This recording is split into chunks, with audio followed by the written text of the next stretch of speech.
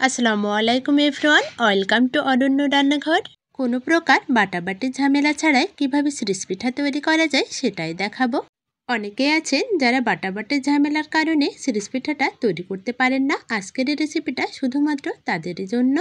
আজকের এই ভিডিওটি যদি আপনাদের কাছে একটু ভালো লেগে থাকে তাহলে অবশ্যই আমার চ্যানেলটিকে সাবস্ক্রাইব করবেন, বেল বাটনটি অন করে দেবেন পরবর্তী ভিডিওর নোটিফিকেশন সবার আগে পাওয়ার জন্য। ফেসবুক থেকে দেখে থাকলে অবশ্যই পেজটি ফলো দিয়ে রাখবেন। খুব সকালে আমরা 1 কেজি পরিমাণ সিদ্ধ চাউল ভিজিয়ে রেখেছিলাম, তারপর এটাকে মিল থেকে গুঁড়ো করে এনেছি। গুঁড়োগুলো আমরা খুব ভালোভাবে চালনের সাহায্যে চেলে নিয়েছি, যাতে করে এর ভেতরে কোনো প্রকার সুজি না থাকে। এবার আমাদের আটাটা মাখানোর জন্য স্বাদ অনুযায়ী লবণ দিয়ে দিতে হবে এবং গরম পানি দিয়ে খুব ভালোভাবে আটাটাকে মাখিয়ে নিতে হবে। পানিটা খুব বেশি গরম করা যাবে না, হাতে সওয়া যায় এমন গরম হলেই আমাদের আটাটাকে খুব ভালোভাবে মাখিয়ে নিতে হবে। আমরা যেহেতু সিরিজ পিঠা বানাবো, তাই আমাদের আটাটা মাখা হয়ে আসলে আটাটা আমরা আস্তে আস্তে করে সিরিজের মধ্যে ভরে নেব।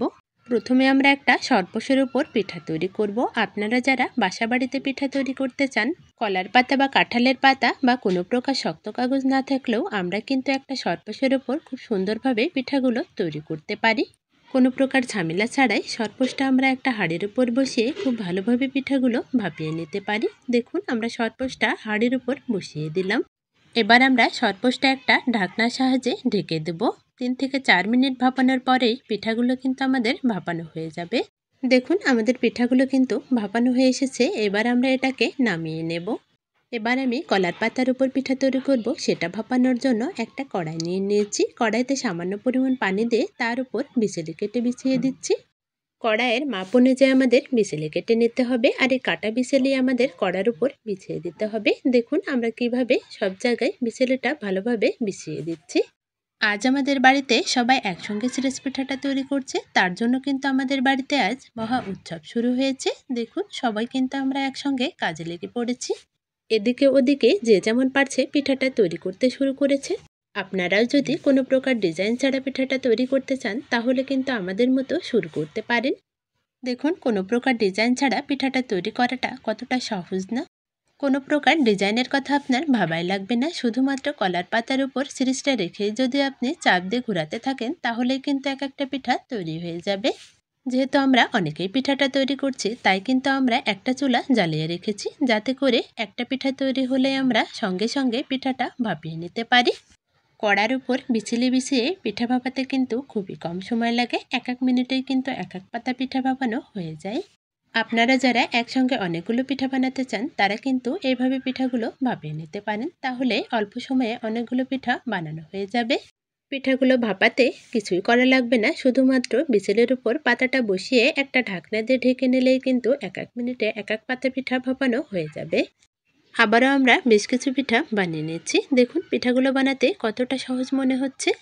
এই পিঠা বানানো কাজটা কিন্তু খুবই মজার। বড় থেকে শুরু করে বাচ্চারাও কিন্তু এই পিঠাটা বানাতে চাইবে। এই পিঠাগুলো আমরা একদিন বানিয়ে খুব ভালোভাবে রোদে শুকিয়ে কিন্তু সারা বছর সংরক্ষণ করতে পারি। যখনই আমাদের খেতে মন চাইবে, তখনই কিন্তু আমরা পিঠাগুলো ভেজে সঙ্গে সঙ্গে খেয়ে নিতে পারবো।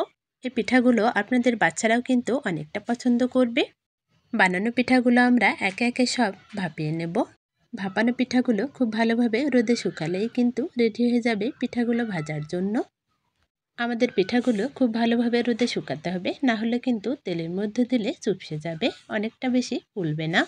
একে একে আমাদের সবগুলো পিঠা বানানো হয়ে এসেছে। এবার আমরা সবগুলো পিঠা একে একে ভাপিয়ে নিচ্ছি।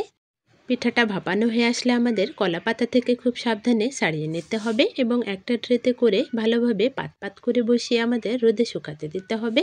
আমাদের পিঠাগুলো রোদে শুকানো হয়ে এসেছে। এবার আমি কিছুটা পিঠা আপনাদের সাথে ভেজে শেয়ার করব। একটা কড়াইতে সামান্য পরিমাণ তেল দিয়ে আমি একটা পিঠা দিয়ে দিচ্ছি। দেখুন, পিঠাটা কতটা ফুলে উঠেছে। একে একে আমি বেশ কয়েকটা পিঠা ভেজে নিচ্ছি। দেখুন, আমার প্রত্যেকটা পিঠা কিন্তু একইভাবে ফুলে উঠছে। ভাজা পিঠাগুলো মাশাআল্লাহ কতটা সুন্দর দেখাচ্ছে। প্রত্যেকটা পিঠাই কিন্তু অনেক বেশি মুচমুচে এবং মজাদার হয়েছে। একটা পিঠা আমি ভেঙে দেখাচ্ছি। পিঠাটা মুট করা মাত্রই কিন্তু একদম ঝুরে ঝুরে হয়ে গেছে, তাহলে বুঝতেই পারছেন পিঠাগুলো আমাদের কতটা মুচমুচে। পিঠাটা মুখে দিলেই কিন্তু মিলিয়ে যাবে, আর খেতেও কিন্তু অসম্ভব মজাদার হয়েছে। আপনারাও চাইলে বাড়ি থাকা উপকরণ দিয়ে কিন্তু এরকম সিরিস পিঠা বানিয়ে সংরক্ষণ করতে পারেন। এতে করে আপনাদের বাচ্চারাও কিন্তু বাইরে থেকে আর চিপস কিনে খেতে চাইবে না। এই পিঠাগুলো পেয়েই তারা অনেক বেশি খুশি হয়ে যাবে। আপনারা যদি কালারফুল ও ডিজাইনযুক্ত সিরিজ পিঠা তৈরি করতে চান তাহলে আমার চ্যানেলে একটি ভিডিও দেওয়া আছে, সেটা দেখে আসতে পারেন। ভিডিওটি ভালো লাগলে অবশ্যই আপনার ফ্রেন্ডস ও ফ্যামিলির সাথে শেয়ার করবেন, লাইক কমেন্টস করতে একদম ভুলবেন না। আজকের মতো এখানেই বিদায় নিচ্ছি। সবাই ভালো থাকবেন, সুস্থ থাকবেন আর অবশ্যই আমার ইউটিউব চ্যানেল ও ফেসবুক পেজটি ফলো করবেন। আল্লাহ হাফেজ।